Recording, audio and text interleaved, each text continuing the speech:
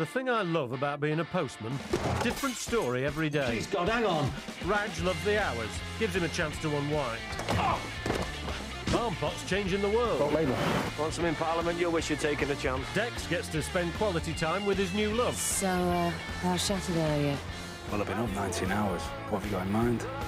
Jack, we don't know much about him. There's something dark about him, I can sense it. And Charlie, he's the boss, and my best mate. Or so I thought. We're like family. Sorted. New drama coming soon to BBC One.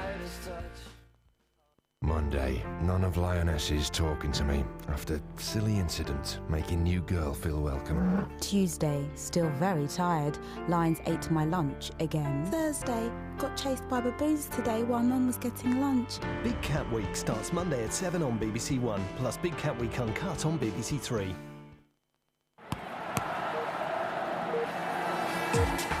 Get all the latest sports news every half hour on BBC News 24.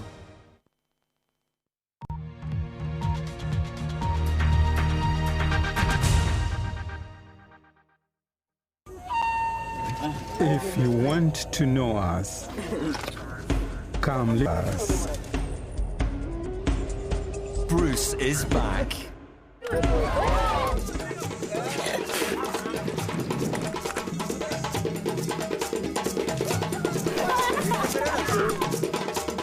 No one goes further than Bruce Parry. Yes! The new series of Tribe, coming soon to BBC2.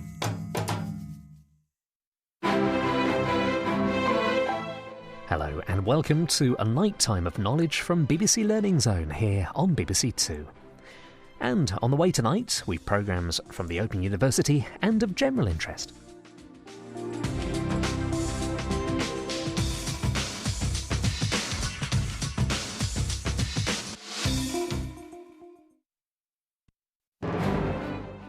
Why did the Millennium Bridge wobble, and how was it fixed? Science Shack has the answer next.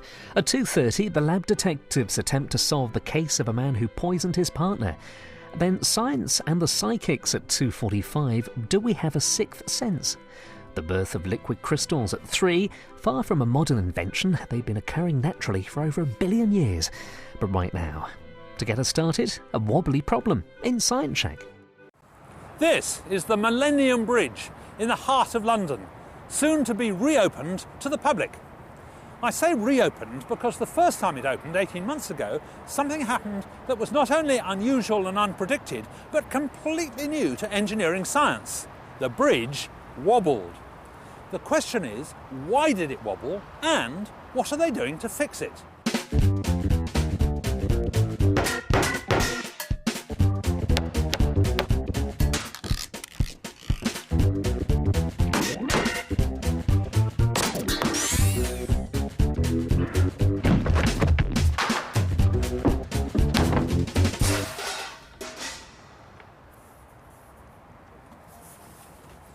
Over the last few weeks, thousands of you have written into the website asking scientific questions.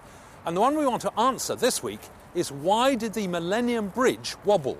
So I've brought the shack to Tate Modern, because the Millennium Bridge runs from Tate Modern right across the river to St Paul's Cathedral. The Millennium Bridge is a stunning aluminium and steel structure. A bit of great design and engineering that had thousands of people queuing to walk across it on opening day, 10th of June 2000. But as soon as the crowds hit the bridge, there was a problem. It wobbled, and not just a bit, but enough to make people cling to the handrails for security. Clearly, the crowds themselves were driving the bridge in a completely unexpected and very worrying way. The bridge was closed 3 days later and has remained closed ever since. But how could this have happened? Why wasn't it predicted? And how can they fix the bridge without destroying its wonderful looks? Well, the team and I are building our own Millennium Bridge, or at least a bridge simulator. This is it. And we hope that this will precisely mimic the action of the real Millennium Bridge. And once we've got it finished, we want to investigate both the physical structure of the bridge and why it wobbled, and also what it felt like for the people who were on it. Now, our simulated bridge is quite hard to understand because there's so much scaffolding. So I built a toy version here, lined up exactly with it. So the river is flowing that way and the bridge is going across that way. We're interested in a section of decking, which on the real bridge is 4 metres wide. It's going to be exactly the same on our simulated bridge. The critical thing is the suspension. It's a suspension bridge. We've got it hung on bits of string, and that allows it to wobble like that. Now, our simulated bridge, we couldn't hang it on string. We didn't think the string would take the weight, and so it's actually suspended on these box sections of steel, this black stuff here, and we hope that will allow this to wobble in exactly the same way as the big bridge behind me. To make sure our simulator does what the real bridge did, we appealed on the website for people who had been there on opening day. It really started moving sideways and slightly up and down, rather like being on a boat. Yeah, it felt unstable and it was very windy. And I remember it had lots of flags up and down the side, so you could definitely... There was something going on sideways, it felt, maybe. Not up and down? No. And not forwards and backwards? No. Just side to side. About how much was it moving, do you think? It was about, I mean, that much or this much? about the second one. This much? Yeah. At least 6 to 8 inches, I would have thought, yes. Right, so at least this much. Oh, yes. I remember wanting to get off. Oh, did you? Yeah, it did. So it was enough odd. to be scary? Yeah, but I thought that was just me. Now tell me why you had to do this? You had to do this because to keep your balance, because if you didn't keep your balance, then you'd just fall over about, like, to the left or right, about 45 degrees. So just show me how you walk normally. Right. And then show me what it was like when the bridge started to go. Right, so you had to deliberately push your feet out sideways. Yes. And short steps. That's right, yes. Right. And it seemed obvious to me that it was probably the number of people on it. Were they deliberately walking in step or anything like that? No, they just had to conform to the movement of the bridge. Of course, among those present were the engineers who had built the bridge and thought they knew it inside out. We estimated that up to 100,000 people crossed the bridge that day. 100,000? Yeah. And there were up to 2,000 people at any one time on the bridge deck. And what did it feel like? You were on it, yeah? Yeah. What was happening was that sporadically, it wasn't continuous, but sporadically there were these sideways movements. The bridge was actually moving only about 50 to 70 millimetres in each direction. That's only that much? Yes, exactly. Quite a small movement, but that resulted in something that felt quite uncomfortable, and at its worst, people were having to hold on to the balustrades to walk properly. So it was a large movement. Did anyone get hurt? No. Right. So it was quite small. Yes. But real. Absolutely. You thought, oh, bother. I felt I was disappointed about it. We'd spent a lot of time designing this bridge, and we'd analysed it, we'd checked it to codes, to heavier loads than the codes, and here it was doing something that we didn't know about. Yes. The most dramatic and shocking footage shows whole sections of the crowd, hundreds of people, apparently rocking from side to side in unison, not only with each other, but with the bridge. This synchronised movement seemed to be driving the bridge. But how could the crowd become synchronised? Was there something special about the Millennium Bridge that caused this effect? This was to be the focus of the investigation. Well, at last, the simulated bridge is finished, and I can make it wobble. Now, Alan, this is all your fault, isn't it? Yes. You designed this, yes? This simulated bridge, and this, you reckon, mimics the action of the real bridge? It captures a lot of the physics, yes. Right, so if we get on it, we should be able to wobble it, yes? Alan McRoby is a bridge engineer from Cambridge who wrote to me, suggesting that a bridge simulator ought to wobble in the same way as the real bridge, provided we hung it on pendulums of exactly the right length. This one's only a couple of tons, so it's fairly easy to get going. Well, it's just by walking. It's certainly going now. Don't have to be a real vandal, just walk, but and it starts to go. It's actually quite difficult to walk. You have to be careful when you put your feet down, don't you? Because if you get it wrong, it just throws you off your feet. It certainly affects the way you walk, yes. You can't walk normally on it. No, if you try and put one foot in front of another, it's moving your feet away from under you. Yes. So you've got to put your feet out sideways. So already the simulator is making me walk in exactly the same way as our witnesses walked on the real bridge. There is another sort of snake way of walking. For a more convincing experiment, I wanted my own opening day crowd, the Science Shack team. Their instructions, just walk normally.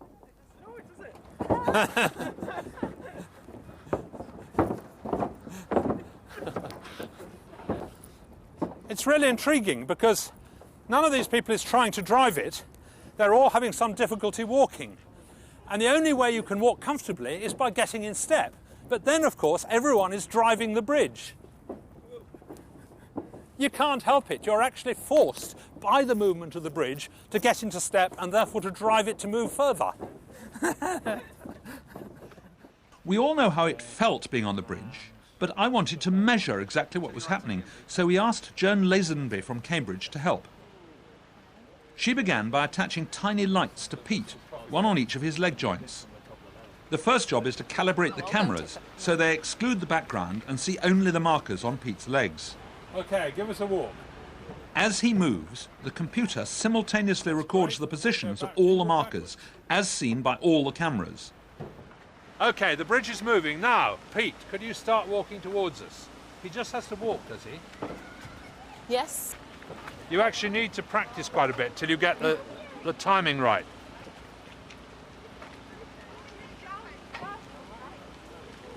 And back again. So, we're beginning to understand how people walked on the bridge once it was moving. But how did the movement begin? How did the people become synchronized? Now, I wanted to try an experiment with a crowd of people because there is at least one theory that says that if a whole lot of people are walking together, all their actions tend to get synchronized, even if they don't do it deliberately. And luckily, we've got a whole lot of people we appealed on the website and also roped in a lot of people off the street. Now, can everyone hear me? Are you ready? Well, get ready then, quickly, please. Right. Now, all I want you to do is to walk up between these tapes, all right, naturally, happily, close together, and then round the back and round again. Right, are you ready? It'd be nice in the cold, wouldn't it, to get walking? Are you ready? Walk. Well, they're certainly walking. The question is, do they all tend to get in step? We haven't said anything to them.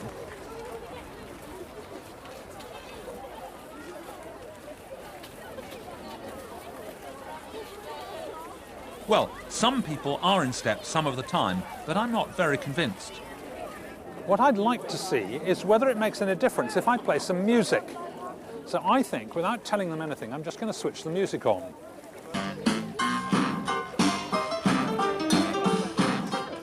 We didn't ask people to walk in step, but with the external beat of the music at 90 beats a minute, that's exactly what they did. But double the speed and far fewer people are synchronized.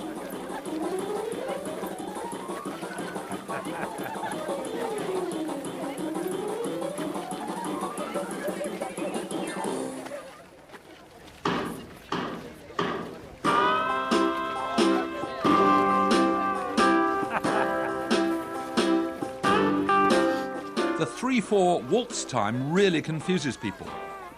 So, not a controlled experiment, but it seems our crowd hardly ever got synchronised on their own and ignored the very fast beat and the waltz beat. But give them an external signal at about walking pace and the whole crowd can get into step.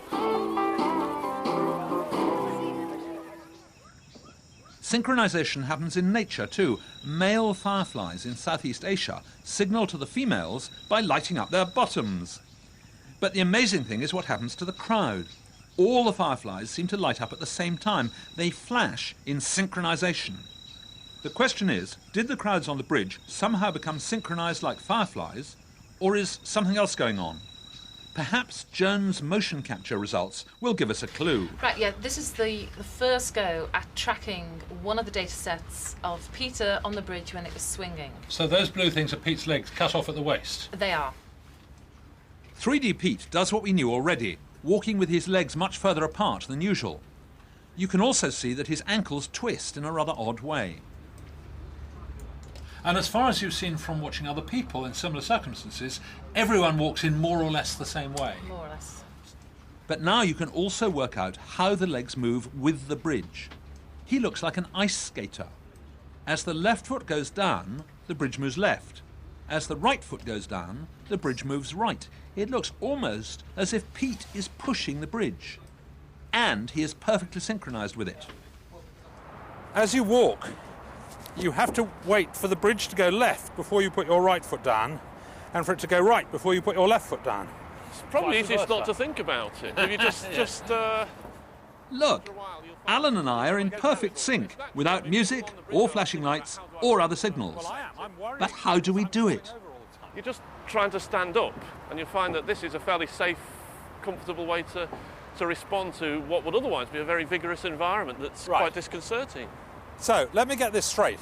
The wobbling of the bridge forces me to change the gait, the way I put my feet down. Yes. And I have to put them not only a long way apart, but also exactly in step with the movement, because otherwise I fall over.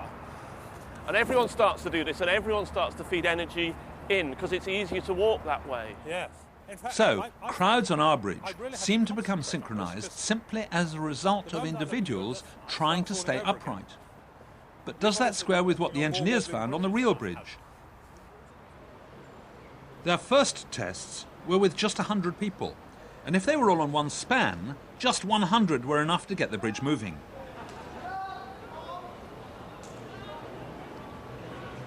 Arab had expected the small sideways force we all exert when we walk to cancel itself out in a crowd walking in a random way.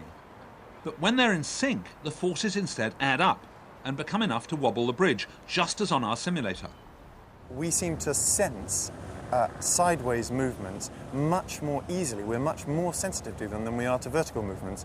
And we found that we would actually adjust our step to those movements as we were walking along the moving surface. I think it is this thing of just trying to stay stable. It's not a deliberate decision. And in fact, in some of our experiments, we asked people if they thought they'd adjusted their steps, and they said no.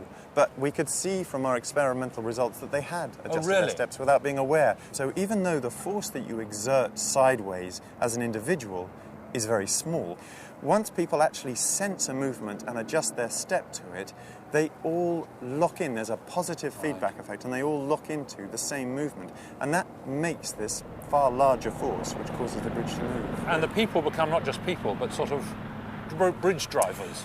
Yes, you could call them. In fact, we coined a term for them, which was tuned active exciters. That is, they're actually tuning themselves. We tune ourselves to the bridge as we walk over it. And as I say, it's not a deliberate decision. It's not. It's nobody's fault. It's tuned active exciters. Yeah, I think I'll be a tuned active exciter. Yes, yeah, well, great. I hope not. Well, I can find some other bridges, can't I? But there is a further big question. We now know that people can sync up with a moving bridge. But why was the bridge moving in the first place? Is it usual for suspension bridges to move? This is the Humber Bridge. It's the longest single-span suspension bridge in the country. And I'm about to go up that tower. Oh, wow. How high are we here? 160 metres, around about. 160 metres above the river. Yeah. That's about 159 more than I'd like to be. It's very, very long bridge, isn't it? We're the third longest in the world. Third longest in the world. So from here to the other tower is 1,410 metres. That's not far short of a mile, is it? Getting on that way. So how much does this wobble in the middle? It doesn't wobble, that's not the verb we use. It moves, in the design wind, it moves about 4.5 metres sideways. 4.5 metres? It doesn't do it suddenly, of course, because there's a big inertia in a bridge like this. But does it go, backwards and forwards like this? It moves as the wind changes. Yeah. So it's a static force from the wind that's moving it that distance. I biked across it, and I felt it bouncing in the middle when a truck goes past. Yeah. So it's clearly quite flexible. It's designed to move, obviously, and if you had the whole bridge full of traffic, the centre of the bridge goes down by 3 metres. So the movements are big, but they're not rapid. Now, I'd like to demonstrate what a very peculiar sort of suspension bridge that Millennium Bridge is. So I built my own suspension bridge. Question is, will it take my weight? It's sinking 2 or 3 inches, I think. But it's taking my weight. Terrific. So it does work in suspension. Now you'll notice I've done a rather cunning thing with this bridge. On this side, I've suspended it high. You see, this is about 4 feet above the deck, whereas this side is suspended low, only about 1 foot above the deck. And this side, the low suspension, is much more like the Millennium Bridge. And I'll show you a very odd consequence of that.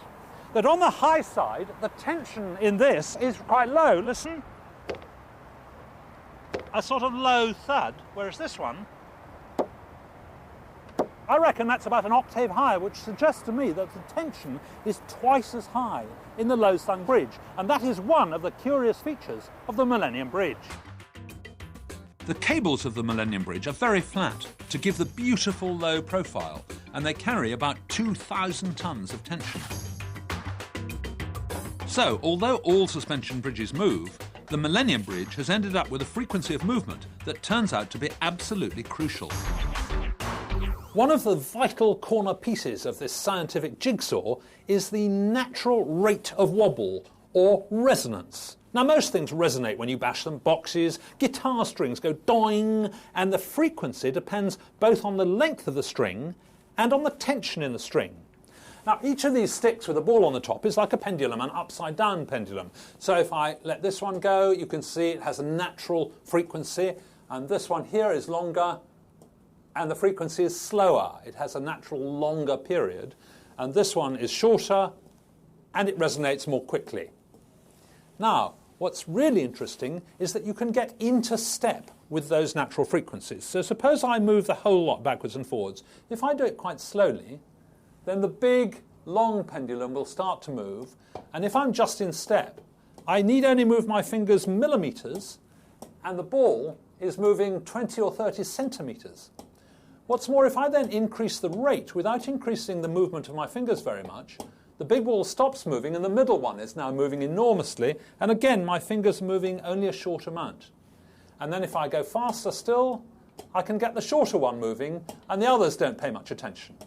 And it's this getting into step which drives the resonance, which is what happened on the bridge. The bridge is an enormous heavy thing and people walking on it are very light. But because they are pushing it again and again in step, then they begin to make it resonate. And the fact is that the natural resonant frequency of the Millennium Bridge is about 1 revolution a second, 1 vibration a second. And that happens by pure chance to be about the rate at which people put their every other foot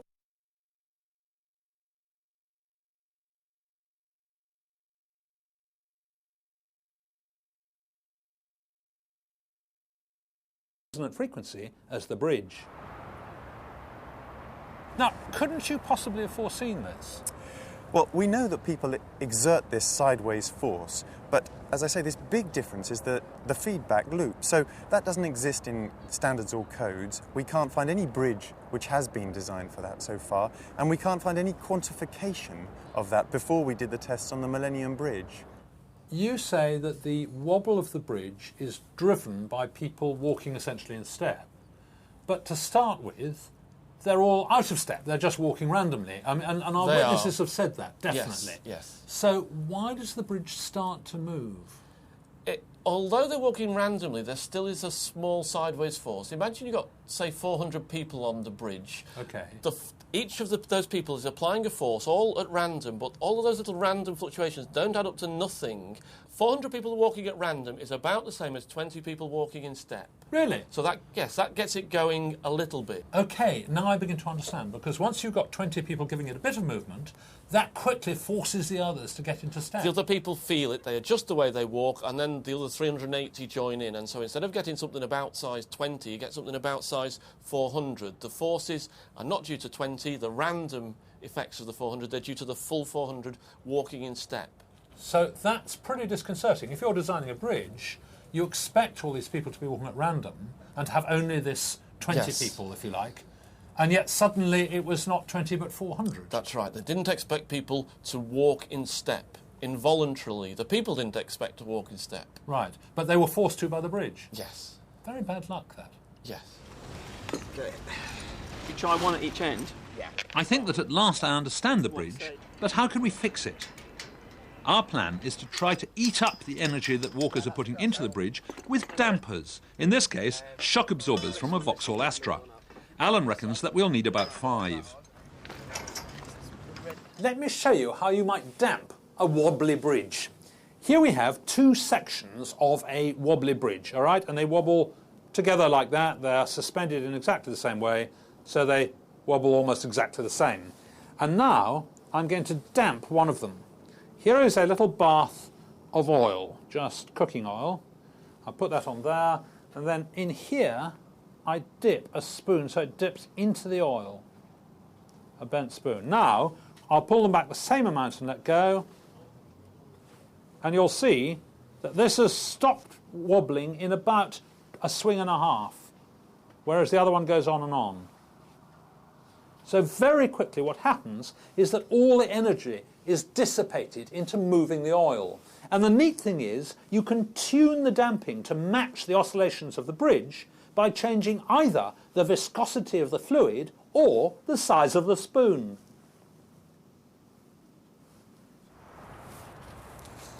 I want to measure scientifically how efficient these dampers are. So we've got 2 women up here to drive the bridge, and we've got Linda down here with a chart recorder, and she's going to record the movements of the bridge. OK, are you all ready? Poised. First, without the dampers. 3, go!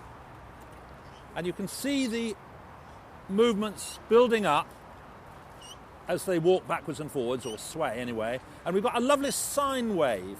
And we're now reaching roughly maximum amplitude, so walkers, 1, 2, 3, stop!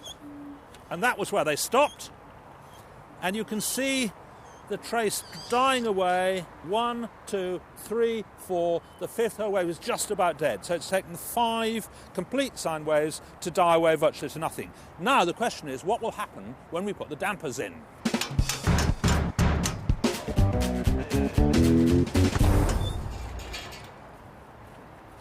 Now we've got our 5 dampers in. How much difference will that make to the rate of decay of swing? OK, swingers, get swinging. Right, chart woman. Come on, put some welly into it. They are having some difficulty in getting it going, so obviously the damper's having some effect. I don't think you've had enough breakfast, you two. So the dampers have flattened the sideways movement of the bridge. I think we need some more weight on the bridge. Could we have some more volunteers to swing, please? Yeah, push from below. That's better. We're getting some movement now. Good.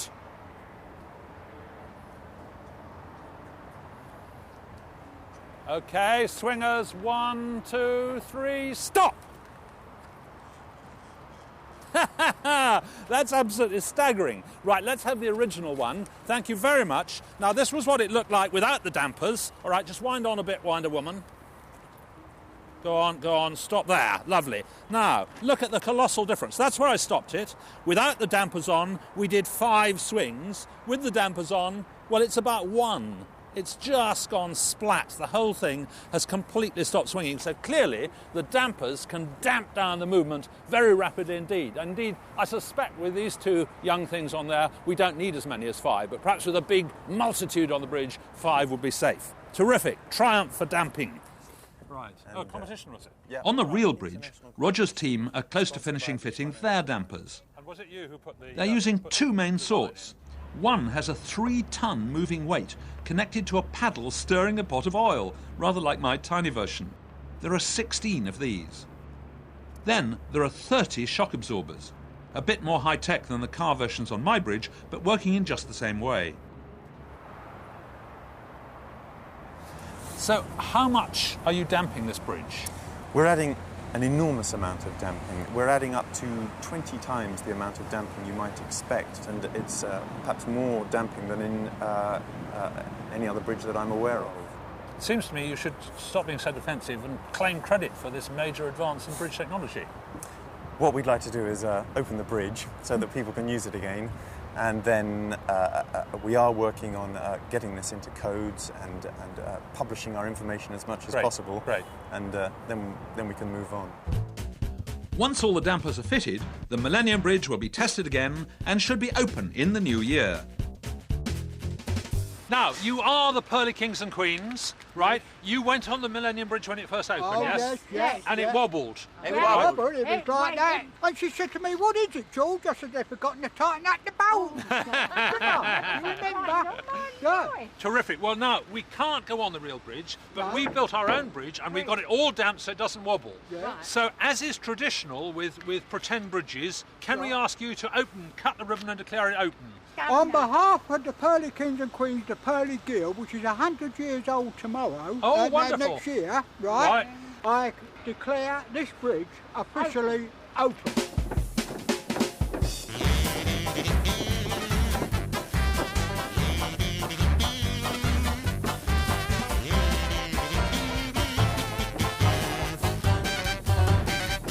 This isn't just a frivolous celebration. We needed a bunch of tune-active exciters for our bridge, and even under their rhythmical stimulation, the bridge performs faultlessly.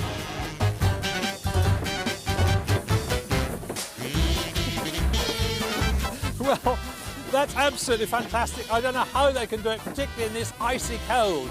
But I'm sorry to say that's the end of this programme and the end of the series. So, see you next year when the bridge will be well and truly open.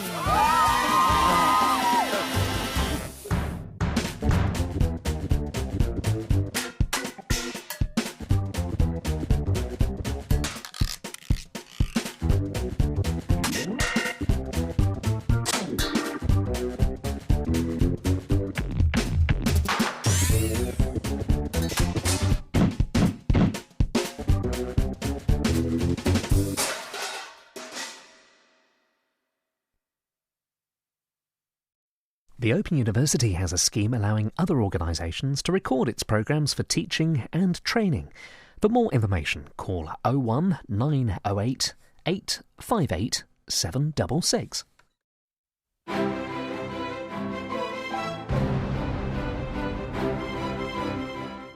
Scientific super sleuths in action now on BBC Learning Zone. The lab detectives are hot on the trail of a poisoner.